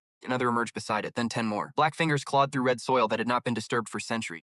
The warbound vanguard stopped advancing. Kale felt the grave dominion spreading beneath his feet. Far too large. His authority reached into the battlefield and found layers of death stacked beneath one another like buried history. Soldiers from civilizations Kale had never seen. Monsters with bones shaped nothing like anything from Earth. Giants. Winged creatures that had died clutching weapons whose names had vanished with their worlds. Millions. Maybe more. Jim trembled. Warning. Grave dominion exceeds vessel synchronization. Kale ignored it. Authority consumption accelerating. He ignored that too. Estimated lifespan expenditure initiated. That got his attention. Kale clenched his fist. The domain contracted, not because he was afraid to pay. Because wasting life was stupid. He did not need millions. He needed enough. The first corpse pulled itself free. It wore shattered armor covered in symbols Kale could not read. Half its skull was missing. A broken sword remained trapped between its ribs. It looked at Kale, then knelt. The corpse rose. Then the third. 10, 20, 50. Kale felt his control straining. These were not permanent servants. They had no preserved identities, no useful memory. Bodies temporarily responding to sovereign authority inside his domain. That was enough. The nearest warbound vanguard lowered its spear.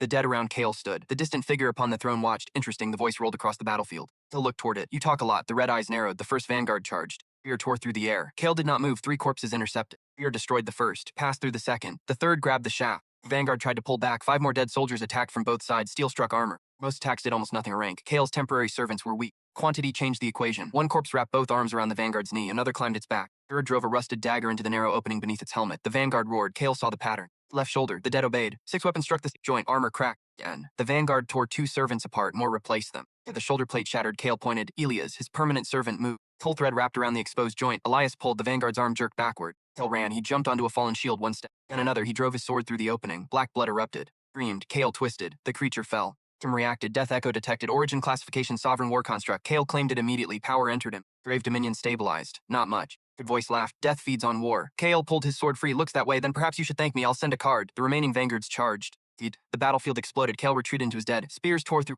shattered bones. Red energy cut trenches across the ground. Every death fed the environment. Every corpse Kale lost could be replaced by another buried beneath it. But the warbound were not normal monsters. Few attacked individually. The next formed ranks. Shields forward. Spears behind a disciplined wall moved toward Kale. He watched. War did not just create fighters. It created armies. Kale could command the dead. War could command combat. Different law.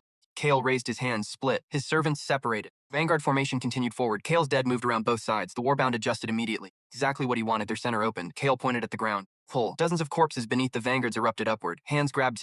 The formation broke. Kale's surface servants attacked. Chaos. War preferred order. Death did not care. Kale moved through the fight without wasting attacks. He never struck armor when a joint existed. Never attacked a standing enemy if 3 servants could force it down first. never spent mana when a corpse could take the hit. He had spent 11 years fighting like the weakest person in every room. Now he finally possessed a power designed for someone who understood weakness. It was broken in the best way. Not because it made him invincible, because it turned everything he had learned while powerless into a weapon. A vanguard swung an axe. Kale ducked. It left, the spear past his ribs. Kale wrapped soul thread around the shaft. The vanguard stumbled. 3 corpses dragged it down. Kale drove his blade through its throat. Another death echo claimed. Another. The red mist thickened. Fear on the throne stopped laughing. Kale felt it. Attention. Then the battlefield changed. A horn sounded. Every vanguard stopped. They withdrew. Kale's dead remained around.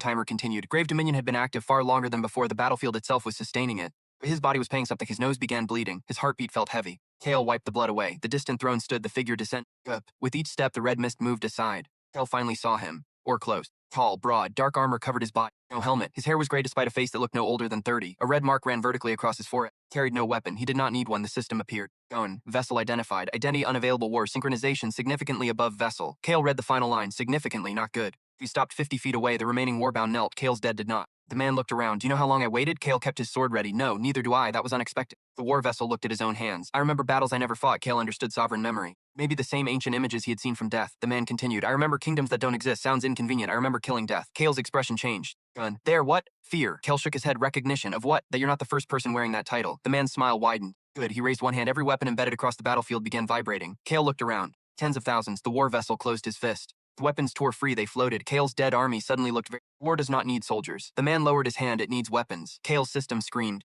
Fatal attack predicted. Activate minion at full output. Down. The dead collapsed over him. Weapons fell. Execution. Swords pierced corpses. Spears shattered bone. Axes split armor. Kale felt servants disappear by the dozen. The domain consumed death residue as quickly as it formed. More corpses rose. Kale crawled through layers of dead bodies while the battlefield tried to bury him in steel. One spear penetrated his thigh. Pain exploded. Kale gritted his teeth. Another cut his shoulder. Elias appeared over him. The servant took 3 blades meant for Kale. Its body cracked. Return. Elias vanished into the quiet grave before destruction became permanent. Kale was alone with temporary servants. The weapon storm stopped. Silence covered him. Kale pushed upward. A corpse rolled aside. Good, barely. The war vessel watched. Still alive. Kale pulled the spear from his thigh. Blood poured. He drank an emergency potion. Cheap, weak, enough to slow the bleeding. You sound disappointed. Impressed. The war vessel walked closer. What percentage? Your sure synchronization. Kane still said nothing. The man smiled. Low enough, no. Red energy gathered around his body. You haven't even touched the throne. Kale's eyes narrowed. Your war vessel had information. Have you? Once. What happened? I learned why gods become lonely. Kale thought of the figure on death's throne, that ancient isolation. The war vessel's smile disappeared. Authority doesn't make you powerful. He tapped his chest. It makes everything beneath the authority feel small. Kale said nothing. People become numbers. Still nothing. Cities become terrain. The man looked around. Death becomes arithmetic. Kale's grip tightened. It was exactly what he feared. Not becoming weak. Becoming someone who saw lives as resources. The war vessel looked at him. You feel it already. Kale remembered the death echoes in Tim's hunger, the ease with which he had calculated 11 days of his life against 36 strangers. Maybe you'll stop resisting. Maybe you'll understand. Kale raised his sword. The war vessel laughed, then vanished. Kale reacted to killing intent. Not movement. He ducked. A fist passed over his head. The air exploded. Kale was thrown sideways without being touched. He hit the ground. Rolled. The war vessel was already there. Kicked. Kale blocked with the sword. The blade shattered. His arm went numb. Flew backward. A corpse caught him. Another attack. Kale moved. Too slow. The fist hit his ribs. Cracked. Kale coughed blood. The war vessel grabbed his throat. Full contact. Kale's system reacted. Foreign authority pressure detected, not theft. Death. Good. The man lifted Kale. You're weak. Kale smiled through blood. Everyone keeps telling me that. He activated soul thread, not on the war vessel. On the corpses beneath them. 20 dead hands erupted from the ground. They grabbed the man's waist. He released Kale. Good energy exploded outward. Kale used the second of distraction. Grabbed a broken spear, drove it into the man's side. The spear penetrated, stopped. The war vessel looked down, then at Kale. Punched. Kale flew. This time he felt something rupture. He landed beside a pile of weapons. The system flashed. Vessel condition critical. Could not win. Not directly. That had been obvious from the start. Why was the war vessel here? Why pull Kale into this domain to kill him? So Kale should already be dead. The man was testing him. Why? Kale looked toward the throne, then understood. The war vessel had said he remembered killing death. Sovereign, or maybe war and death were enemies, maybe allies. Kale stood slowly. What's your name? The war vessel stopped. If you're gonna beat me to death, introduction seemed reasonable. The man considered it. Ronan. Last name? Forgotten. Kale believed him. How long have you been like this? Ronan looked toward the throne. 3 months in your world, and here's silence. Kale understood. Time to store. Maybe years. Maybe centuries from Ronan's perspective. No wonder his synchronization was higher. Give me here. Ronan's eyes narrowed. You think I brought you? Ronan looked genuinely confused. Domain opened when I felt death, then you didn't control it. No, interesting. Someone else caused the manifestation. 7th sepulcher. Conan looked upward. I thought you entered willingly. Not my style. Ronan smiled faintly.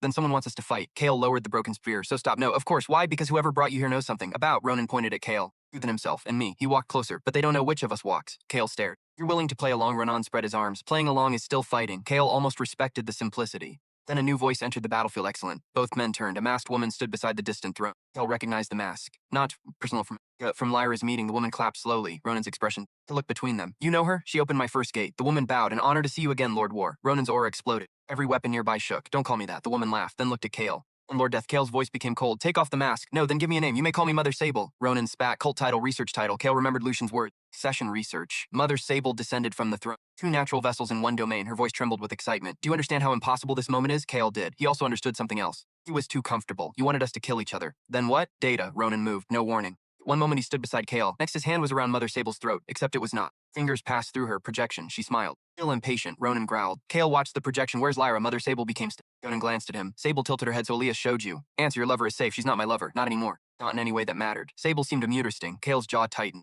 Tell her. The truth she needed. Which truth? That you were dying. Kale went still. Sable continued. Your original mana core was never meant to contain the fragment. Every year it remained dormant, it consumed more of you. Kale remembered his pathetic mana readings, his exhaustion, the way healing potions worked poorly on him. Lyra knew not at first. When months ago, current timeline before the cafe, Kale felt something cold settle inside him. What did you ask her to do? Stay close. Why observe changes? That's all. Sable smiled behind the mask. No. Kale's hand tightened around the spear. Ronan watched silently. Sable continued. We told her there was a procedure that could remove the fragment. Put it back in Darius. Eventually, Kale laughed once. There it was. Different version of the same betrayal. Maybe Lyra thought she was saving him. Maybe she had agreed before understanding the cost. Kale needed facts. What would removal do to me? Sable said nothing. Answer, kill you. Ronan's eyes shifted toward Kale. Kale felt almost nothing. Strange, maybe because some part of him had expected it. Did Lyra know? Sable paused. This all mattered not when she agreed, and now ask her. Kale's anger sharpened. Sable enjoyed ambiguity. He would not let her control the narrative. Why was she meeting you today? Sable laughed softly. He wasn't. Kale frowned. The memory was from yesterday. Kale's heart tightened before regression. Regression returned him to the cafe day. Yesterday meant Lyra had already been working with them before Kale woke in the past. Sable continued. She was supposed to bring you to us tonight. Kale remembered Lyra asking him to celebrate the folder. Tough. Maybe afterwards she had planned something. His changed behavior disrupted it.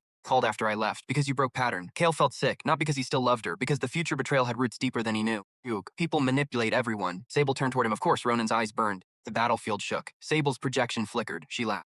Kale looked at Ronan. Can you close this domain? No, can she? Probable answered. I can. Kale stared at her. Then do it after the test. What test? Sable looked from war to death. One of you must reach the throne. Ronan's expression changed. Kale looked toward the weapon throne. Because the domain requires a dominant authority. Ronan shook his head. Lie, Sable laughed partially. Kale hated her already. Ronan looked at him. If I take the throne, this becomes fully war. And if I do... Ronan's face hardened. It shouldn't accept you, but I don't know. Kale looked at the throne. Death sitting on war's throne. Bad idea. Which meant the sepulchre probably wanted to see what happened. Kale turned toward Sable. What happens if neither of us does? The domain continues expanding into Earth. Yes, there it was. Stakes. Kale looked upward. Crow Tower sat somewhere beyond this domain, city around it. Ren somewhere in that city. Mara, Victor, Gora. Millions of people who had nothing to do with sovereign experiments. Ronan understood too. Expression darkened. How long? Sable answered. Less than 1 hour. Kale looked at Ronan. Ronan looked back. Neither trusted the other. Both believed Sable was manipulating them. The domain expansion could not be ignored. Kale asked, if you take the throne, can you close it? Ronan nodded. Probably isn't great. Nothing about this is great. Fair. Kale looked toward the throne. Hundreds of yards. Warbound army between. Ronan could probably command them. Why haven't you taken it already? Ronan's expression changed. Because it isn't mine. Kale frowned. The war domain, yes, but not your throne. No, Kale understood. This domain belonged to older war authority. Ronan was a successor just like Kalson. The throne was a test for him too. He wanted one of them to claim it. Why power transfer? Kale looked at the millions of buried dead, then at the weapons, then the throne. Don't touch it. Ronan stared. You have a better idea maybe. Kale walked toward the nearest corpse. He knelt. Against the dead soldier's skull. Final witness. Nothing. Too old. Memory gone. He tried another. Nothing. Then another. A flicker. Two armies. A black figure standing beside a red one. Death and war. Not fighting. Together. Kale pushed deeper. The dead soldier's final memory showed the two sovereigns facing something beyond the battlefield. Something enormous. Something neither could defeat alone. The memory vanished. Kale stood. Ronan saw his expression. What? They weren't enemies. Who? The old ones. Ronan became still. War and death. Sable stopped smiling. Kale noticed. There he had found something she did not want. Ronan approached. What did you see? Kale looked directly at Sable. They fought together. Sable said nothing. Ronan turned toward her. You told me death killed war. Kale's eyes sharpened. Sable had been feeding them opposite histories. Kale laughed softly. Of course. Ronan's aura darkened. What else did you lie about? Sable's projection began fading. The test is complete. Kale moved. Soul thread shot toward her. It passed through the projection. But Kale was not targeting the image. He targeted the spiritual connection beneath it. The thread caught. For the first time, surprise. Kale smiled. He pulled. A distant connection opened a room. Real world. Sable standing inside a ritual chamber and beside. Kale saw her through the connection. Lyra's eyes widened. Could see him too. Kale? His chest tightened. Sable tried to sever the thread. Kale held it. Lifespan warning appeared. He ignored it for 1 second. She stepped toward the ritual circle. You weren't supposed to enter. Kale laughed bitterly. Apparently I stopped following the plan. Her face went pale. You don't understand enough. No. She looked genuinely terrified. They're gonna kill you. Sable grabbed her arm. Lyra pulled away. Kale stared. Did you know the procedure would kill me? Silence. Lyra's eyes filled. That was the answer. Kale felt the old blade enter his chest again. Different lifetime. Silence. How long? Lyra shook her head. Kale, how long have you known? 3 weeks. He closed his eyes.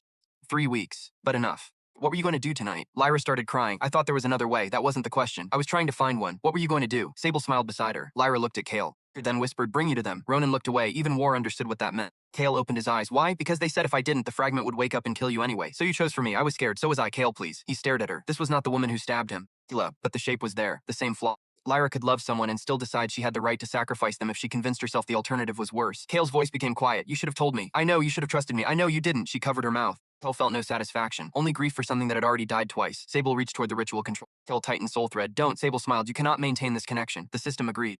span consumption accelerating. Kale looked at Lyra. Leave. What? Get away from her, Sable laughed. Lyra looked toward the exit. 2 masked guards blocked it. Kale saw them through the threat. Can you fight? Lyra wiped her eyes. I'm a rank potential. Potential doesn't answer the question. Her expression hardened. There. The Lyra he remembered from early raids. I can fight. Then Sable reached for her. Lyra moved first. Elbow to the throat. Knee. She ripped a short blade from Sable's belt. One guard attacked. Lyra ducked. Kale watched through the connect. Could not help directly, or maybe he could. Grave mark irrelevant once applied, but he needed initial contact. Soul thread connected them. Spirit. Kale tested it. He sent grave mark through the thread. The system resisted. A black symbol appeared on Sable's chest. She froze. Kale smiled. Insurance. Sable severed the ritual connection. The vision vanished. Kale staggered. Ronan caught his shoulder. Still alive, unfortunately. Good. Kale checked the mark. Sable could run. If she died, Kale would see. Could now sense a faint direction. Not precise. Enough. Ronan looked toward the throne. The domain is expanding. Kale felt it too. The battlefield edge is pushing outward. They needed to close it. Kale looked at the memory fragment again in his mind. War and death together. Competing combined. Ronan, what? We don't need one authority. Ronan stared. Sable said dominant. Sable lies. Frequently. Kale pointed toward the throne. What if the domain isn't asking who wins? Ronan followed his gaze. What if it's asking whether the successors repeat the old war? Ronan became quiet. Kale continued. The dead soldier remembered war and death fighting together. Against what? Couldn't see. Ronan looked toward the throne, then at Kale. You want to approach together? Yeah, and if you're wrong, we probably die. Ronan laughed. Finally a plan I understand. They walked. The war-bound vanguards moved to intercept.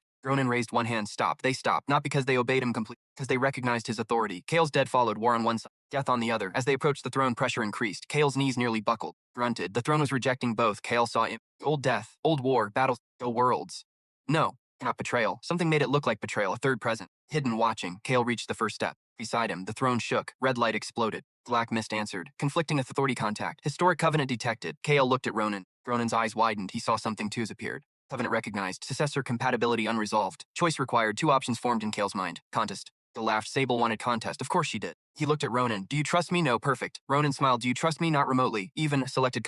Ronan did the same. The throne shattered. Not broke. Shattered. Every weapon across the battlefield fell. Every corpse stopped. The red sky split open. Black and red light spiraled together. Sable's voice screamed from somewhere beyond the domain. Kale smiled. There was the payoff. They had not failed her test. They had refused it. The system changed. Historic covenant. Death successor recognized. Mutual non-hostility protocol established. Temporary sovereign resonance unlocked. Ronan looked at his hands. Realized. Kale felt grave dominion settle. No lifespan burn. For the first time, his authority existed without fighting him. The battlefield began collapsing. A gate opened behind them. Crow Tower. Ronan looked at Kale. Covenant doesn't make us friends. Thank God. It means neither of us can directly steal the other's authority. Useful, and if one breaks the covenant intentionally. Ronan smiled. The other gets something called right of execution. Kale liked the sound of that less than he should have. Try not to betray me. Ronan laughed. The domain cracked apart. Kale stepped through the gate. He emerged inside the ruined laboratory. Lucian was gone. Darius remained. He stood beside the When Kale appeared, Darius stared. Stepped through behind him. Darius's face changed.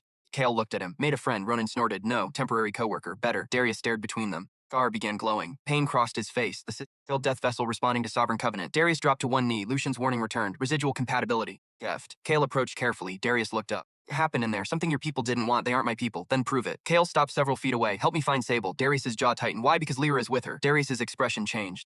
Too much recognition. Kale saw it. You know Lyra. Darius said nothing 7 years early, yet the future lovers already had a connection. Kale felt almost amused. Almost. Kale, how long have you known her? Ronan glanced between them. This sounds personal. It is. Darius stood slowly. 2 months. Kale absorbed it. Lyra had lied at the cafe without ever technically mentioning Darius. The future had begun reproducing itself before Kale even understood the board. Relationship. Darius's face hardened. Go. Want to try that again? She came to me asking about your condition. Kale stared. Why you? Because Sable told her I had survived the same fragment. That made sense. Darius continued. I told her to stay away from the sepulchre. Did you? Yes. Why? Because I know what they do. Kale searched his face. This Darius was not the man who murdered him. That future still existed it inside him. Kale needed to stop treating memory as destiny. Regression already broken too much. Where would Sable take her? Darius hesitated. Then answered St. Vera, the morgue. The old deleted discussion. 2 bodies disappeared. Kale looked at and shrugged. I have nowhere better to be. Darius stared. You can't bring war into a sepulchre facility. Ronan, that sounded like a challenge. Kale turned toward the elevator. Then his system pulsed. Grave mark. Lucian. The mark activated. Kale stopped. No. Cold sensation moved through his chest. Mark target deceased. Final witness triggered. Lucian Crow's last memory slammed into Kale. Dark corridor. Lucian running. Blood on his shirt. Someone followed. Not Sable. Not a masked. Fusion reached a locked room. Darius stood inside. Older. Impossible. Not current Darius. Future Darius. Kale remembered. Double S rank. White zenith coat. Stared at him. What are you? Future Darius smiled. Something your son becomes. Lucian backed away.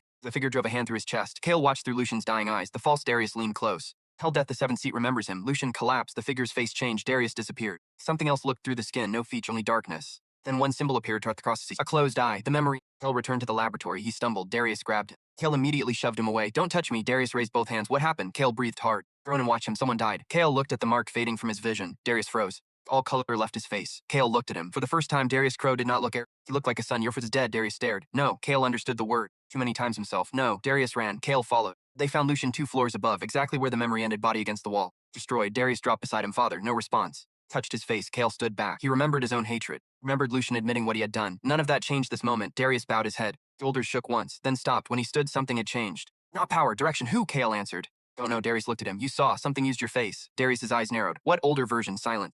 Ronan looked interested. Kale continued. It called itself something your son becomes. Darius stared at his father and whispered. The empty Kale's system reacted violently. Forbidden sovereign terminology detect. Archive lock damage. 7th seat reference recognized. Kale looked at Ronan. Ronan had gone pale. You know that name. Ronan nodded slowly. Not from this life. What is it? Ronan stared at Lucian. King War and Death fought together. Kale felt the entire story shift against 7 seats, but the diagram had shown 7 known forces. War, hunger, silent, rot, shadow, memory, death. So what was the 7th seat referring to unless one of those was not what it seemed?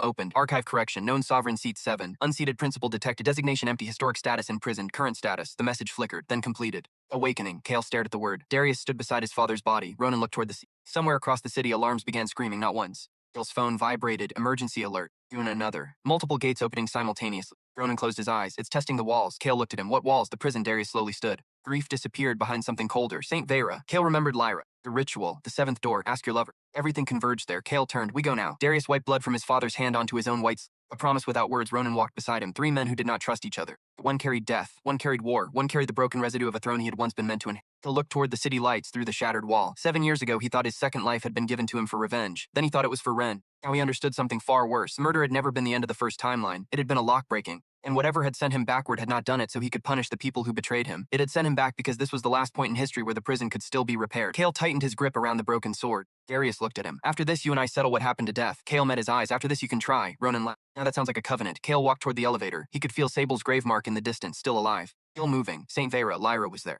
And beneath her, something older than every gate on Earth was beginning to open its eyes. Kale had spent his first life being called trash. The association had measured his mana and decided his worth. Lyra had looked at his weakness and eventually chosen someone stronger. Darius had stood over his dying body and called him nothing. None of them had understood what was sleeping inside him. Goale. But the version of him they remembered was gone. This time he was not walking toward St. Vera as an F-rank porter hoping stronger people would save him. He was walking there with war at one side, a future enemy at the other, and every dead thing in the city beginning to whisper the same name, Sovereign, and Kale was finally ready to answer.